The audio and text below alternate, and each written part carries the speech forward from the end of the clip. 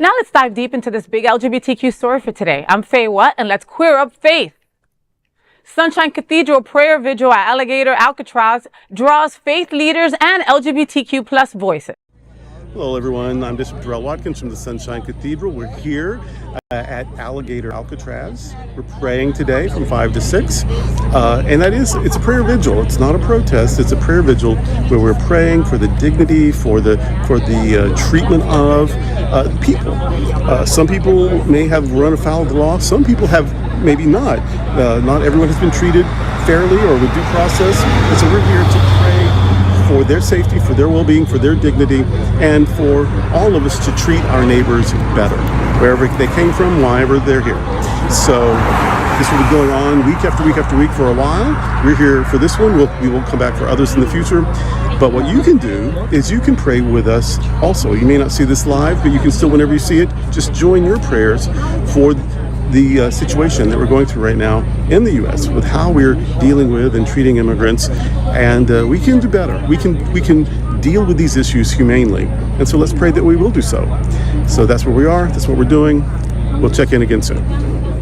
A powerful interfaith prayer vigil took place at Alligator Alcatraz, organized by the Workers' Circle of New York and hosted by various Florida faith organizations. Sunshine Cathedral, a prominent LGBTQ+-affirming church based in South Florida, which we are coming to you live from, attended this vigil and will be hosting a similar vigil on September 28th.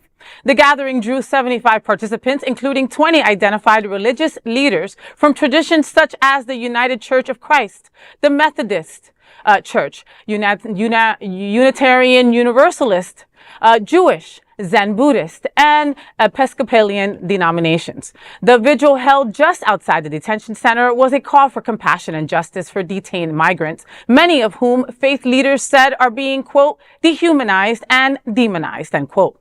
Bishop Durrell Watkins of Sunshine Cathedral delivered a passionate address. He said, quote, "It is heartbreaking what our government is doing and what we've allowed them to do, but it's not too late to change it. We must keep praying with our meetings, protests, worship, writing, spending, and voting so we can be human again, care again, have empathy again, and relieve suffering instead of spreading it. People here have done nothing wrong except want to be here. Many followed the process and were still arrested. If they're willing to endure all this just to be here, why aren't we doing everything to protect them?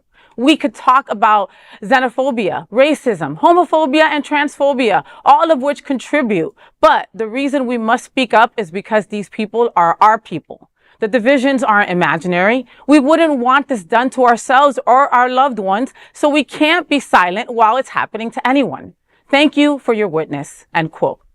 Joining Watkins were Bishop Robert Griffin, his husband, Joseph Long, and Hans Morose, all representing Sunshine Cathedral, the only LGBTQ identified faith community present at the vigil.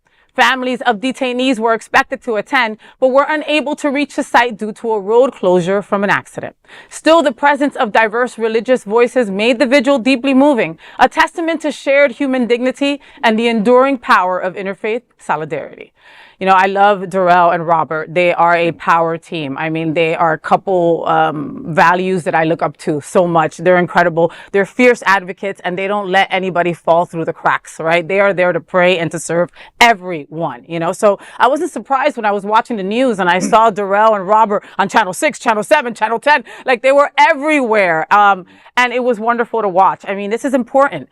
Nobody knows how, well, unless you live here, you don't know how far Alligator Alcatraz is, okay? From where we're sitting at today, right now, it could take us 3 hours to get there, okay? And we are in South Florida. So the fact that these folks traveled 2.5 hours to do an hour vigil and then get in their cars and then go back, you know, is a testament to how much they really are representing and loving everyone, you know, unified. Them mentioning the families of the detainees and them not getting in. I know for you folks at home, you're like, what? What do you mean they couldn't get in? That's a South Florida norm. That's something we're used to, especially when it comes to a place that is far down there in the Everglades and not easy to get to at all. You know, it's not an easy drive. It's not. No, it's not. It's not.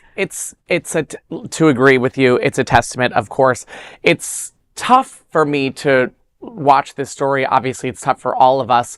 I'm a man of faith myself, and when I try to give advice of prayer and kindness over the battles that we're receiving right now with this disgusting camp, it's almost like, even from people within the Wilton Manors community, I get a negative response, and they feel as if it's a response of privilege that I'm saying that I choose to pray for everyone. So it's sad. I feel like this is a moment in time where we need to come together as a community as opposed to fight from within, you know? You can fight the issues at hand and still have empathy and pray for everyone, you know? So I think that's an important a piece of information. Well, and it's also, I mean, these people are not criminals. They just wanted to be here. Like, where is the dignity? That's right. You know, Gil, what you got? Coming from the political sphere, I can tell you one thing. When it comes down to Alligator Alcatraz right now, it's nothing more than a horrid distraction from the turmoil that we're going on right now. Donald Trump and Ron DeSantis want to elevate Alligator Alcatraz because I'm going to just run through a few things that I wrote down here. BLS jobs report numbers are going down the tank. People are feeling that their affordability crunch is coming in. And then also you have the Hope Florida crisis that the DeSantis administration is steering through. And the fact that, quite frankly, his own wife can't seem to pull out a lead in any gubernatorial polling so far for the Republican nomination. So quite frankly, the story here is we're dealing with a humanitarian crisis. And yes, it is absolutely critical for having communities of faith, LGBTQ plus communities, being able to come together and build a broad coalition on these consensus issues. But let us not forget what Alligator Alcatraz is in its own real way. And that's a distraction from the fact that we have people who are dealing with an affordability crisis. We are dealing with folks who are getting fundamental rights taken away from them. And they just need a distraction in order to make themselves look good so they can continue raising money. They can play themselves off to their base, and they can try to go forward in 2026. That's what this is all about. Look at this. Look at Alligator Alcatraz, and we won't talk about Epstein anymore. Yes.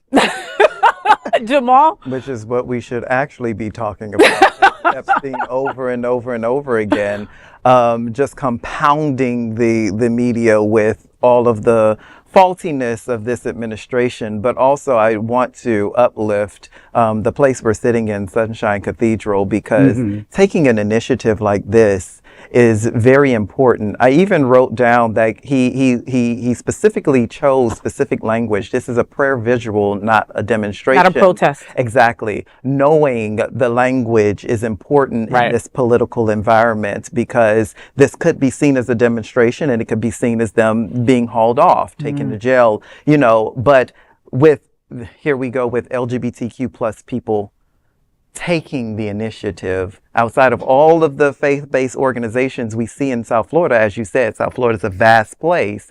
We have LGBTQ faith-based organizations from different leaders in different genres coming together to start something, an initiative to bring back some sort of human element to what's going on just right outside in our backyard. Yeah, no, it's scary shit. There, I used the word, excuse me. You know, like I have I know it sounds cliche, but like my hairdresser's friend, you know, she was like, hey, he just went in for his second interview, right? He did everything that he was supposed to do. They even scheduled him another interview follow-up. And on his way out, they freaking took him away. You know, and that's one of many stories that's happening right now, you know. So we've got to be vigilant. We've got to be aware, right? So if prayers work, you can do that from wherever you're at. Yeah. And he's inviting us to, he's inviting everybody to pray. And on the heels of that, I had a reality check. I was leaving Hollover a few weeks ago, probably about 8 p.m. at night or whatever. And as I was driving out, down the street ran 3 ICE cars.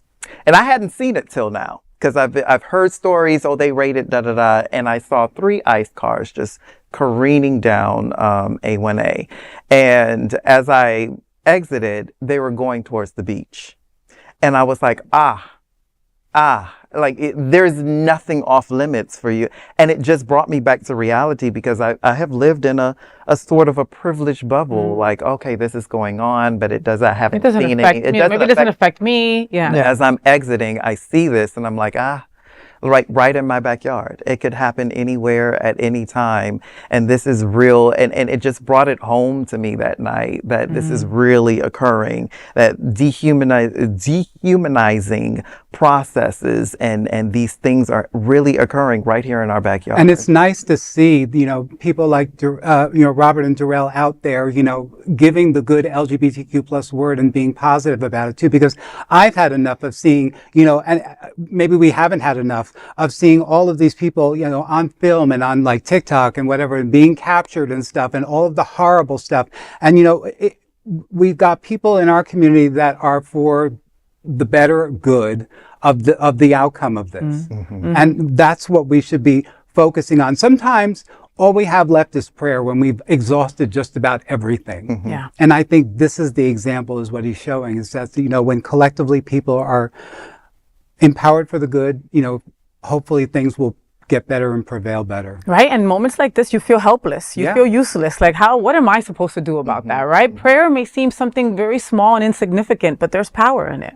And Durrell and Robert are making sure that we know that. I mean, you go here, so you know that. That is the big LGBTQ story for today. There is no other queer nonprofit media platform like this in the entire world. Support our LGBTQ stories by subscribing and sharing Queer News Tonight.